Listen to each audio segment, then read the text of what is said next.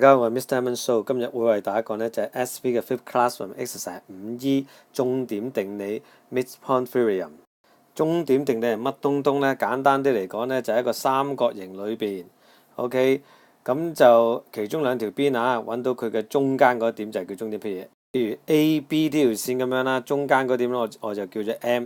同樣地 AC 嗰條線 ，OK， 中間嗰個位置即係 N 啦，我哋又叫做終點嘅。有兩粒終點呢。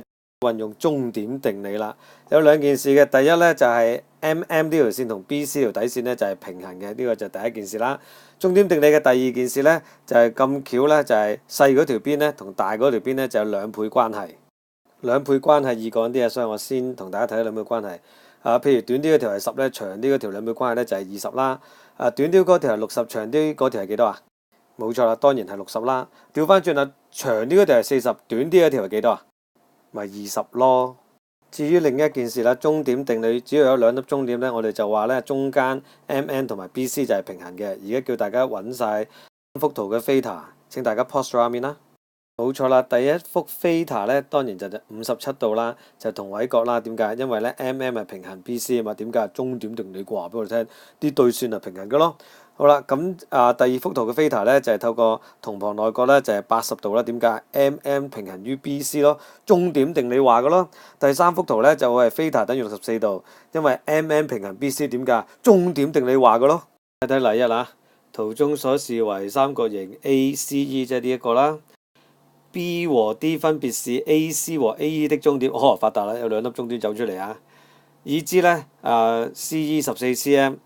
呢隻角就82度，另一隻角呢就46度。求 BD 嘅長度，擺到明長啲同短啲係兩倍關係，長嘅係14，短嘅咪就係7cm咯。個寫法呢就係你要交代有兩粒終點嘅 AB 等於 BD 就係第一粒終點啦，第二粒終點呢就係 AD 等於 DE。OK， 交代咗兩粒終點啦，你就可以用終點定理話俾人聽 ，DB 就會係等於7cm。好啦，跟住求埋 B 喎，角 AEC。好，如果要揾角 ACE 即係綠色呢隻角啦，我哋呢就起碼要揾到呢黃色呢隻角先嘅。點解呢？因為黃色呢隻角好好揾嘅，就係第一隻角加第二隻角就等於第三隻角嘅外角。我小電腦計算呢，黃色呢隻角呢應該呢就係36度，一計到就發達，因為我見到個 F 型啊嘛。O 唔 OK？見到 F 型嘅話，D 就係36，隔離呢隻都應該係36噶啦。問題就係點樣話俾人聽 EC 同埋 BD 係平衡嘅呢？冇錯啦，由於佢係終點啊，終點咪就係呢對線平衡咯。點樣寫啊？首先呢，就利用三角形外角呢計咗隻黃色角俾人睇先，或者我哋叫角 ADB。OK， 跟住之後呢，就透過兩粒終點，譬如話 AB 等於 BC 就第一粒終點啦，第二粒終點呢，就係 AD 等於 AE， 透過呢兩粒終點就BD 平衡 CE， 理由呢就係終點定理。OK， 跟住之後呢，嗰隻 AEC 呢，我哋揾到 F 啊嘛，揾到 F 佢咪就係36度咯，同位角。OK，BD 平衡 CE， 又輪到你做即時練習啦。OK， 請你 pause 咗面，然之後翻嚟一齊對答案啦。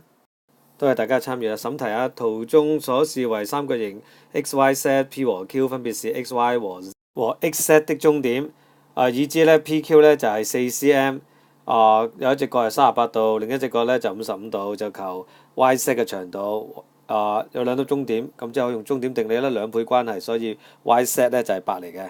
寫得好快嘅啫，兩句。第一句交代兩粒嘅終點，已知啦。第二句呢就話俾人聽，喂，兩倍8cm 乘以2就係終點定理，理由就係咁揾埋隻角咯。